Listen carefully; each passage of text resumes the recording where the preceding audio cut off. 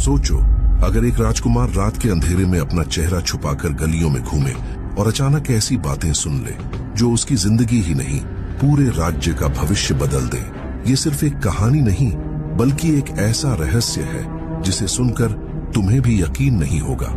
पुराने समय में एक राजकुमार था जो रातों को अक्सर भेष बदलकर केवल एक सेवक को साथ लेकर नगर की सैर किया करता था और संसार की विचित्र बातें देखकर अपने ज्ञान को बढ़ाता था। जब उसके पिता बूढ़े होकर मृत्यु को प्राप्त हुए और राजकुमार राजगद्दी पर बैठा, तब उसने सेवक की जगह मंत्री को रखा, किंतु भेष बदलकर नगर घूमने की आदत उसने छोड़ी नहीं। अब उसके साथ मंत्री जाया करता था। एक दिन उत्तर दिशा की ओर नगर में घूमते हुए वह एक गली में पहुंचा। वहां एक मकान के भीतर से स्त्रियों की बातचीत सुनाई दी। वह चुपचाप दरवाजे के पास जाकर खड़ा हो गया और दरार से झांकने लगा। भीतर के दलान में 3 युवतियां बैठी आपस में बातें कर रही थीं। उनकी बातें सुनकर लग रहा था मानो वे अपनी अपनी इच्छाएं प्रकट कर रही हों। बड़ी बहन ने कहा, मुझे अच्छी अच्छी रोटियां खाने का बड़ा शौक है। यदि मेरा विवाह शाही नान बाई से हो जाए तो मजा आ जाए। मंजली बोली, मैं तरह तरह के व्यंजन खाने की शौकीन हूँ। यदि मेरा विवाह बादशाह के बावर्ची से हो जाए तो बात ही क्या। छोटी बहन चुप रही। जब दोनों ने उससे पूछा तो वह बोली, मेरे लिए इतना काफी नहीं। मैं तो स्वयं बादशाह से विवाह करना चाहती हूँ। मैं चाहती हूँ कि मुझसे एक पुत्र जन्म ले जिसके आधे बाल सोने के और आधे चांदी के हों, जिसके रोने पर आंखों से आंसुओं की जगह मोती गिरे और जिसके हंसने पर होठों से कलियां खिली मालूम हो। ये सुनकर बड़ी बहन ठहाका मारकर हंस पड़ी और बोली, तू तो हमेशा पागलों जैसी बातें करती है। मगर किस्मत को कुछ और ही मंजूर था। बादशाह को उनकी बातें सुनकर बड़ा आश्चर्य हुआ। उसने तुरंत मंत्री को आज्ञा दी, इस घर को ध्यान से पहचान लो और कल सुबह इन तीनों बहनों को मेरे सामने पेश करना। अगले दिन मंत्री ने आज्ञा का पालन किया और तीनों बहनों को दरबार में ले आया। छोटी बहन अपनी दोनों बहनों से कहीं अधिक सुंदर और तेजस्विनी निकली। उसकी आंखों से ही बुद्धिमत्ता झलक रही थी। बादशाह उसे देखते ही मोहित हो गया। फिर उसने कहा, कल रात तुम लोग अपने दलान में बैठी क्या बातें कर रही थीं?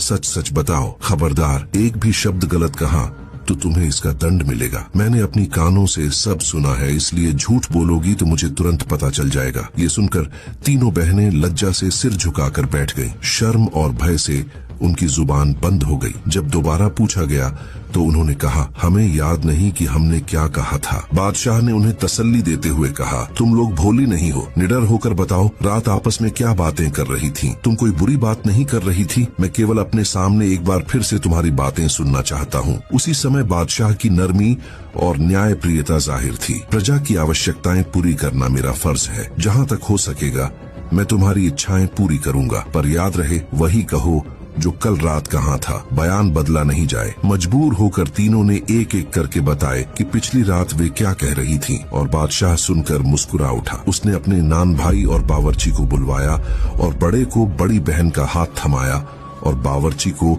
मंजली बहन का कहा, इन्हें बढ़िया रोटियां और स्वादिष्ट सालन खिलाते रहो। फिर मंत्री को आदेश दिया कि किसी समय काजी और गवाहों को बुलाकर उनका निकाह करा दिया जाए और छोटी बहन के लिए कहा, जैसी उसकी इच्छा है उसके साथ मैं स्वयं विवाह करूंगा। यह विवाह उसी मान सम्मान और शान से होगा जैसे मैं किसी राजकुमारी का विवाह करूं। किस्मत को कुछ और ही मंजूर था। उसी तरह बड़ी बहन और मंजली की शादियां नान भाई और बावर्ची के साथ कर दी गईं और छोटी का विवाह धूमधाम से बादशाह के साथ हुआ। कुछ ही दिनों बाद उसे राजमहल की मानहानि और सुविधाएं मिल गईं। कुछ ही दूरी पर बड़ी बहन ने मंजली से कहा, यह छोटी कैसी परी निकली जो बादशाह से शादी करके चली आई। मुझे इस बात का बड़ा बुरा लग रहा है। मंजली बोली, बुरा तो मुझे भी लगता है, फिर भी बादशाह ने इसमें ऐसा क्या देखा जो उसे मालिक बनाकर बैठा दिया। कहीं हुई बातों का क्या है, आदमी हर तरह की बातें करता है। मेरी समझ से तो तुम बादशाह के योग्य थीं।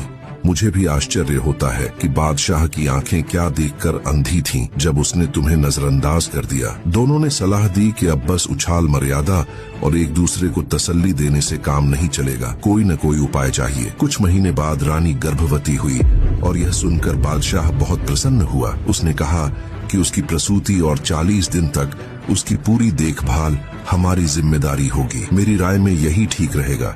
वे चाहे जो हों तुम्हारी बहन पर गैरों से अधिक ध्यान देंगे। इस बातचीत के बाद बादशाह ने दोनों बहनों को प्रसूति के समय मल्लिका की देखभाल करने की अनुमति दी। वे दोनों महल में रहने लगीं और जब मल्लिका की प्रसूति का समय आया तो उन्होंने दाइयों को हटा दिया। मल्लिका ने एक बहुत सुंदर पुत्र को जन्म दिया, पर वे दोनों चुपके से बच्चे को महल से बाहर ले गईं। वहाँ एक मरा हुआ पिल्ला रखकर दिखाया। बच्चे को कंबल में लपेटकर पिटारी में रखकर नहर में दे दिया और महल लौटकर सबको कह दिया कि मल्लिका ने मरा हुआ पिल्ला जन्म दिया। ये सुनकर सब लोग आश्चर्यचकित हुए, किंतु जब बादशाह को पता चला तो वह क्रोध से उबल पड़ा और बोला, ऐसी मल्लिका का मैं क्या करूंगा, मैं तो उसे मरवा दूंगा। और संयोगवश मंत्री भी वहीं उपस्थित था। उसने समझा बुझाकर बादशाह का क्रोध शांत किया। जिस नहर में ईर्ष्या के कारण बहनों ने बच्चे वाली टोकरी बहा दी थी, वही नहर बाघों के बीच से होकर गुजरती थी। बाघों का दरोगा उसी किनारे पर रहता था। उसने टोकरी को बहते देखा तो माली से कहा कि उसे बाहर निकालो, क्योंकि नहर में इधर उधर की चीजें नहीं रहनी चाहिए। जब टोकरी बाहर निकाली गई तो उसमें एक अत्यंत सुंदर बालक था। दरोगा ये देखकर बहुत हैरान हुआ कि नहर में बच्चा कैसे आया, पर उसने ज्यादा सोचा नहीं, क्योंकि उसके कोई संतान न थी। उसने बच्चे को उठाया और अपनी पत्नी को दिया। कहा, भगवान ने हमें यह वरदान दिया है। पत्नी भी बहुत प्रसन्न हुई और उसने बच्चे को अपने पुत्र की तरह पालना शुरू किया। अगले साल फिर जन्म हुआ। उस बार भी बहनों ने बच्चे को नहर में बहा दिया और मल्लिका के पास एक मरा हुआ बिल्ली का बच्चा रख दिया। महल में फिर मातम छा गया और बादशाह का क्रोध आसमान छूने लगा। उसने दोबारा मल्लिका को मरवाने का विचार किया, पर उसी समय मौजूद बुद्धिमान मंत्री ने समझाकर उसे रोक दिया। अब मल्लिका और भी अधिक अपमानजनक स्थिति में रहने लगी। उधर जिस टोकरी में बच्चा बहाया गया था वह फिर दरोगा के हाथ लगी और उसने उस बच्चे को भी अपने पहले की तरह पाल लिया। कुछ समय बाद मल्लिका तीसरी बार गर्भवती हुई। बादशाह को उम्मीद थी कि अब संतान सही होगी, लेकिन दुष्ट बहनें अब भी वहीं थीं और उनके मन का जहर बढ़ चुका था। इस बार भी जैसे ही मल्लिका ने संतान पाई, बहनों ने बच्चे को नहर में बहा दिया। वह टोकरी भी दरोगा तक पहुंची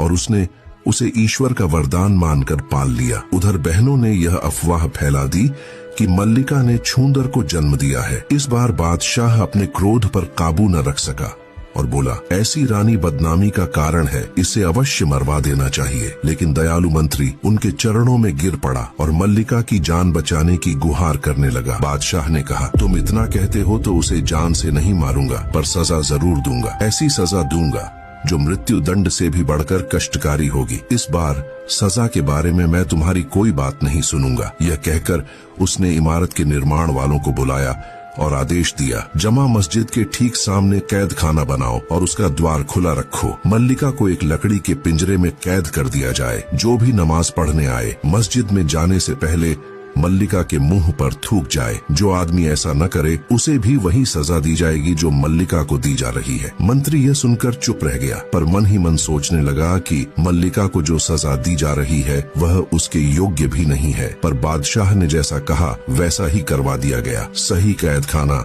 और पिंजरा तैयार किया गया और मल्लिका को उसमें बंद कर दिया गया। दिन भर सैकड़ों नगरवासी मस्जिद में नमाज पढ़ने जाते और नमाज से पहले मल्लिका के मुख पर थूकते जाते। उन्हें बड़ा दुख होता कि वे निर्दोष मल्लिका को दंडित कर रहे हैं, पर क्या करें, बादशाह का आदेश था और सजा चल रही थी। बेचारी मल्लिका ने सब कुछ ईश्वरीय इच्छा समझकर सह लिया। उसके पुत्र और पुत्री, जिनके जन्म से ही अभिनव नाम का दरोगा और उसकी पत्नी उन्हें बड़े प्यार और सावधानी से पाल रहे थे, धीरे धीरे बड़े हुए। बड़े लड़के का नाम वेमैन और छोटे बेटे का नाम परवेज रखा गया। लड़की का नाम पारिजात रखा गया। जब वे लोग कुछ बड़े हुए तो बाघों के दरोगा ने उनकी शिक्षा दीक्षा के लिए विद्वानों और विभिन्न कलाओं के विशेषज्ञों को नियुक्त किया। तीनों की शिक्षा एक साथ होती और जितना बुद्धि में अपने भाइयों से कम नहीं थे, वे भी विभिन्न विषयों में पारंगत हो गए। तीनों ने काव्य, इतिहास, गणित आदि सीखे और सभी प्रचलित भाषाएं भी सीखी। विद्या में उन तीनों की धारण क्षमता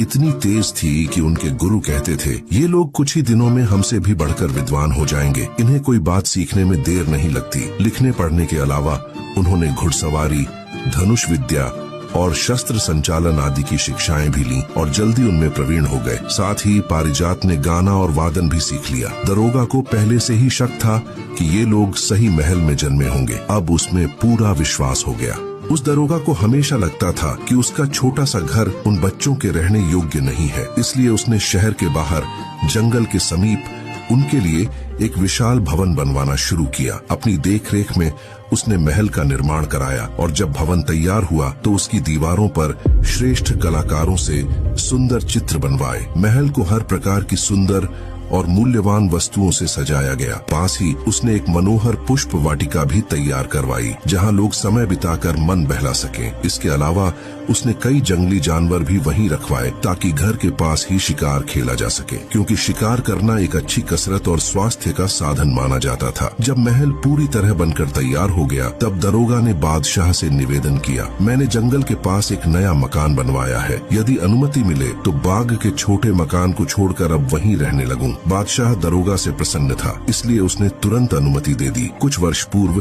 दरोगा की पत्नी का निधन हो गया था। महल बनवाने के पीछे उसका एक उद्देश्य पत्नी की मृत्यु के दुख को कम करना भी था, किंतु महल बनने के कुछ ही महीनों बाद दरोगा अचानक बीमार पड़ा और चल बसा। उसने काफी धन दौलत छोड़ी थी, इसलिए उन तीनों भाई बहनों को जीविका की कोई चिंता नहीं थी। परंतु दरोगा की अचानक मौत से वे गहरे दुखी हुए। अपने अंतिम समय में दरोगा केवल इतना ही कह पाया, आपस में मिलजुल कर रहना। उसके निधन पर विधि विधान से अंतिम संस्कार किया गया और तीनों भाई बहन आपस में साथ रहने लगे। दोनों भाइयों को प्रतिष्ठित राजपद भी मिल गए, पर उनकी बादशाह से सीधी भेंट नहीं होती थी। एक दिन दोनों शहजादे शिकार खेलने चले गए और पारिजात घर में अकेली रह गई। केवल उसकी दो एक दासियां उसके साथ थीं। उसी समय एक धर्मपरायण वृद्धा वहां आई। वह बहुत बुद्धिमान थी। उसने आकर कहा, बेटी, नमाज का समय है, यदि अनुमति हो तो अंदर आकर नमाज अदा कर लूं। पारिजात ने तुरंत अनुमति दे दी। वृद्धा ने नमाज पूरी करने के बाद पारिजात के संकेत पर दासियों ने उसे पूरा महल दिखाया। भवन की भव्यता देखकर वृद्धा प्रसन्न हो गई और बोली, निस्संदेह जिसने यह महल बनवाया है वह अपने काम का माहिर था। महल दिखाने के बाद दासियां वृद्धा को वापस पारिजात के पास ले आईं। पारिजात ने मुस्कुराकर कहा, बैठिए, आप जैसी धर्मनिष्ठ महिला का साथ पाकर मैं स्वयं को भाग्यशाली मानती हूँ। वृद्धा जमीन पर बैठने लगी, पर पारिजात ने उसे खींचकर अपने तख्त पर अपने पास बिठा लिया। वृद्धा ने झिझकते हुए कहा, मालकिन, मेरी आपके साथ बैठने की हैसियत का, पर प्रार्थना करने की अनुमति न मिल सकी, इसलिए वह वहीं बैठी रही। पारिजात ने बुढ़िया से उसके गांव, परिवार व जीवन के बारे में बातें करनी शुरू कर दी। कुछ समय बाद पारिजात की दासियों ने जलपान परोसा। मिठाइयाँ और अनेक व्यंजन थे। पारिजात ने स्वयं कई चीजें उठा कर बुढ़िया को दी और कहा, अम्मा, अच्छा ठीक पेट भरकर खाइए, बहुत देर से घर से चली आई होंगी, थक भी गई होंगी और रास्ते में कुछ खाया भी नहीं होगा। बुढ़िया ने उत्तर दिया, बेटी, तुम झुक झुक जियो, इतनी सुशील कोई अमीर जादी हो यह मैं सोच भी नहीं सकती। निर्धनों को ऐसी स्वादिष्ट वस्तुएं खाने की आदत नहीं होती, पर तुमने इतने प्रेम और आदर से पेश आकर जो मुझे परोसा है, मैं इसे खुशी खुशी ग्रहण करूंगी। मैं इसे ईश्वर की दया समझती हूँ। तुम्हें धन्यवाद। नाश्ता पूरा होने पर पारिजात ने और भी बातें की। बुढ़िया अनेक विषयों की जानकारी रखती थी, इसलिए पारिजात ने उससे धर्म और ईश्वर भक्ति के विषयों पर कई प्रश्न किए, जिनके उसने बड़े भली भांति उत्तर दिए। फिर पारिजात ने जिज्ञासावश पूछा, अम्मा, मेरे महल और बाग के बारे में आपकी क्या राय है? क्या यहाँ कोई ऐसी चीज और होनी चाहिए जो आपकी नजर में जरूरी हो? बुढ़िया ने हंसकर कहा, बेटी, ये प्रश्न मुझसे न करना तो अच्छा है। मैं कहूंगी तो तुम कहोगी, यह तो दो टेक की बात है। पारिजात ने जोर देकर कहा, मैं ऐसा कुछ छुपाऊंगी नहीं। जो कमी तुम्हें दिखती है बताओ, मैं पूरा करने की भरसक कोशिश करूंगी। बुढ़िया ने कहा, यहाँ सब कुछ ठीक ठाक है, किंतु मेरी समझ में यदि यहाँ 3 और वस्तुएं आ जाएं, तो तुम्हारा बाग दुनिया में अनोखा बन जाएगा, पर उनकी प्राप्ति कठिन है। पहली, एक बुलबुल है जिसका स्वर हजारों दास्तों के बराबर है। वह जैसे ही गाती है, आसपास हजारों चिड़ियां इकट्ठी हो जाती हैं और उनके स्वर एकदम मिलकर मधुर संगीत बना देते हैं। दूसरी, एक गाने वाला पेड़ है जिसके पत्ते मोटे और चिकने हैं। जब हवा चलती है तो पत्ते आपस में रगड़कर ऐसे स्वर उत्पन्न करते हैं कि जो कोई उसे सुन लेता है उसका मन मुक्त और आनंदित हो जाता है। तीसरी, एक सुनहरा पानी है। उसकी एक बूंद यदि किसी बर्तन में डाल दी जाए तो वह बर्तन अपने आप भर उठता है और फिर उसमें से एक कुंवारा स्रोत निकलता है जो कभी ठहरता नहीं, क्योंकि वह पानी उसी बर्तन में वापस गिरकर फिर से बहता रहता है। पारिजात ने आश्चर्य से पूछा, इतना विस्तार से जानती हो? यह वस्तुएं कहाँ मिलती हैं? मुझे बताओ, मैं उनकी प्राप्ति का प्रयत्न करूंगी। बुढ़िया ने कहा, पूरी अवस्था में बताना संभव नहीं, पर इतना तो कह सकती हूँ, बेटी, ये चीजें इस देश में कहीं भी मिल सकती हैं। यहाँ से यदि कोई अमुक दिशा में लगातार चलता जाए तो 20 दिन की यात्रा के बाद जिस पहले व्यक्ति से भेंट होगी उससे पूछ लेना, वही आगे की राह बता देगा। अच्छा बेटी, अब काफी देर हो गई है, मैं चलती हूँ। बुढ़िया को कहाँ मालूम था कि पारिजात जैसी नन्ही लड़की खुद इन अद्भुत वस्तुओं की तलाश में निकल पड़ेगी, इसलिए उसने विस्तार से सब कुछ बता दिया जो उसे झांक था। पारिजात ने उसकी कही एक एक बात अपने मन में बसा ली, लेकिन उसी समय वह गहरी चिंता में डूब गई। कैसे भी करके इन तीनों चीजों को प्राप्त करना होगा। कुछ देर बाद दोनों शहजादे शिकार से लौटे तो देखा कि उनकी बहन पारिजात गहन विचारों में खोई हुई है। उन्होंने चिंतित होकर पूछा, क्या बात है पारिजात, तुम्हारी तबीयत तो खराब नहीं है, या कोई ऐसी बात है जो तुम्हारी इच्छा के विरुद्ध हो गई हो? पारिजात ने सिर झुकाकर धीरे से कहा, नहीं भाई, ऐसी कोई बात नहीं। पर वेमैन ने दृढ़ स्वर में कहा, यह तुम सच नहीं कह रही हो, कुछ न कुछ तो है जो तुम्हें दुख दे रहा है। अगर तुमने हमें नहीं बताया तो हम यहीं से उठकर नहीं जाएंगे। जब पारिजात ने देखा कि दोनों भाई बात जानने पर अड़े हुए हैं तो उसने कहा, मैंने इसलिए तुम्हें नहीं बताया क्योंकि जो बात मैं कहने जा रही हूँ उसे सुनकर तुम दोनों भी चिंता और कष्ट में पड़ जाओगे। लेकिन जब तुम जिद कर रहे हो तो सुनो। हमारे पिता ने यह महल हमारे लिए बनवाया था। अपनी समझ से उन्होंने सजावट और सुंदरता की कोई चीज अधूरी नहीं छोड़ी थी। मैं भी अब तक यही समझती थी कि इसमें कोई कमी नहीं, किंतु आज मुझे 3 ऐसी वस्तुओं के बारे में पता चला है कि यदि वे यहाँ आ जाएं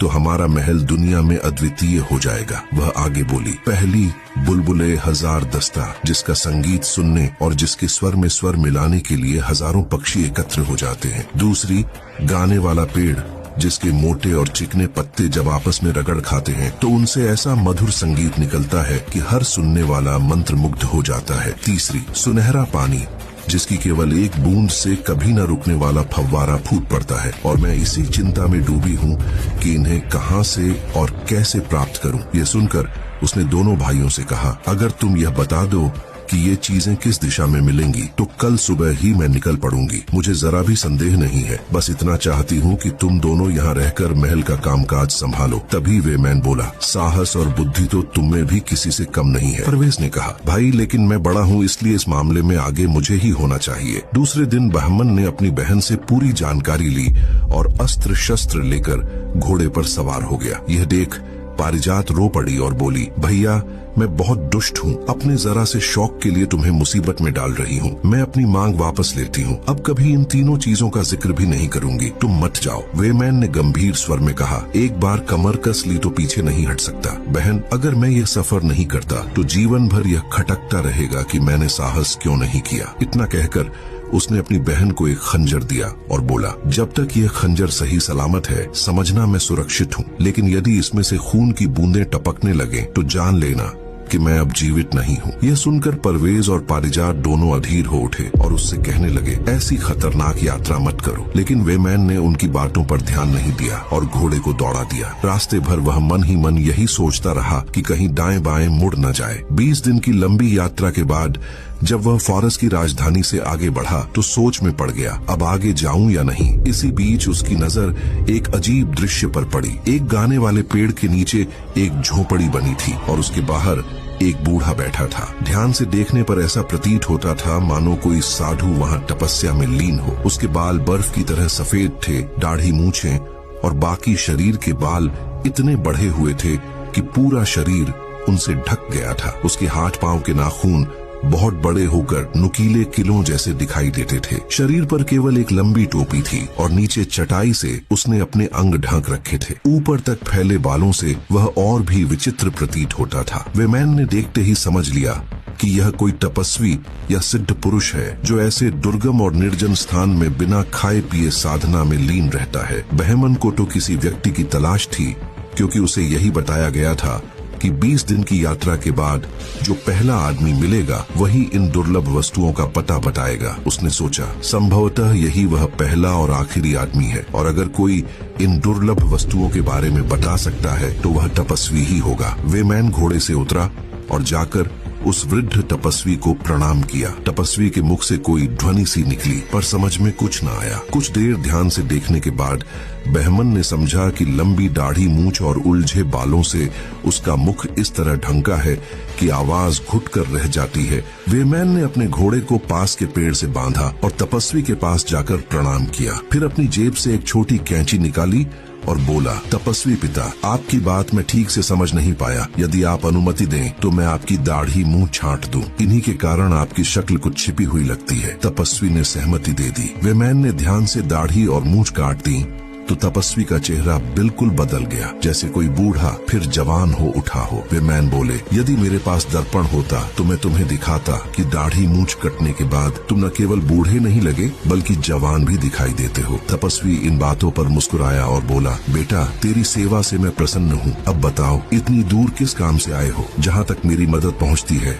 मैं करूँगा। वेमैन ने निश्चय से कहा, मैं बहुत दूर से आया हूँ। बुलबुले हजार दस्ता, गाने वाला पेड़ और सुनहरा पानी पाने। कृपया बताओ ये वस्तुएं कहाँ और कैसे मिलेंगी? कुछ देर तपस्वी चुप रहा। वेमैन ने पुनः आग्रह किया, तपस्वी पिता, तुम मौन क्यों धारण कर रहे हो? यदि तुम्हें नहीं पता तो कह दो, मैं किसी और से पूछ लूंगा। तपस्वी ने धीमे स्वर में कहा, मुझे पता है पुत्र, पर मैं तुम्हें इसलिए बताकर तुम्हें अपने त्याग के बदले मुसीबत में नहीं डालना चाहता। वेमैन ने दृढ़ स्वर में कहा, मैं वापस जाने के लिए यहाँ तक नहीं आया। मुझे अपना कार्य पूरा करना है, चाहे इसमें मेरी जान ही क्यों न चली जाए। असफल होकर कायर की तरह जीना मैं अच्छा नहीं समझता। अब तक किसी शत्रु ने मुझे नहीं हराया। जो भी आगे आएगा वही मेरी राह रोकने वाला होगा। तुम बस इतना कर दो कि मुझे मार्ग बता दो। आगे की सारी जिम्मेदारी मेरी रहेगी। मेरे युद्ध कौशल पर भरोसा रखो। तपस्वी ने गंभीरता से उत्तर दिया, बेटा, यही तो मुश्किल है। मैं तुम्हें तुम्हारे युद्ध कौशल दिखाने का अवसर भी नहीं दिलवा पाऊंगा। जो शत्रु तुम्हें वहाँ मिलेंगे वे इतने भयानक होंगे कि तुम्हें लड़ने का मौका न मिलने पर ही जीवन का अफसोस रह जाएगा। यदि तुम जिद पर अड़े हो तो अपना भला बुरा तुम ही जानो। अभी सवार हो जाओ। यह गेंद लेकर उसे भूमि पर नीचे गिरा देना। यह गेंद अपने आप लुढ़कने लगेगी। तुम उसके पीछे पीछे चलते जाओ। जब तक गेंद लुढ़कती रहेगी तुम चलते रहना। एक पहाड़ के नीचे जाकर यह गेंद रुक जाएगी। वहां पहुंचकर घोड़े से उतर जाना और उसकी लगाम उस गार्डन के पास किसी ठूंठ या खंभे से बांध देना ताकि वह वहीं ठहर जाए। फिर तुम पहाड़ पर चढ़ना। अपने दोनों ओर जो काले पत्थर तुम्हें बड़े ढेर में दिखाई दें उन पर कतई ध्यान मत देना। उनके पास मत रुकना। इसके अलावा पीछे से तुम्हें बहुत सी गालियां और धमकियां सुनाई देंगी। इन्हें भी अनसुना कर देना। यदि तुम एक बार भी पीछे मुड़े तो तुम और तुम्हारा घोड़ा दोनों काले पत्थर बन जाओगे। रास्ते में मिलने वाले वे काले पत्थर भी पहले उन्हीं लोगों के हुए हैं जो तीनों चीजों की खोज में निकले और पीछे देख लेने के कारण पत्थर बन गए। यदि तुम सफलतापूर्वक पहाड़ की चोटी के निकट पहुंच जाओगे तो वहां एक वृक्ष पर तांगा हुआ पिंजरा मिलेगा जिसमें गाने वाली चिड़िया बैठेगी। उस चिड़िया की बातें सुनकर भी मत डरना। वही तुम्हें गाने वाले पेड़ और सुनहरे पानी का स्थान बताएगी। इन सब चीजों को पा लेने पर तुम्हारी राह में अब कोई संकट न रहेगा। मैंने तुम्हें जो कुछ बताया वह सब मैंने बता दिया, पर मैं फिर भी कहता हूँ, वापस लौट जाओ। मैं स्पष्ट देख रहा हूँ तुम वहाँ तक न पहुँच पाओगे, पत्थर बन जाओगे। शहजादे ने कहा, मैं वापस लौटने के लिए यहाँ तक नहीं आया। कहकर उसने घोड़ा खोल दिया। वेमैन उस रहस्यमयी गेंद के पीछे बढ़ चुका है, पर क्या वो काले पत्थरों के श्राप से बच पाएगा या हमेशा के लिए पत्थर बन जाएगा? असली रहस्य भाग 2 में सामने आएगा।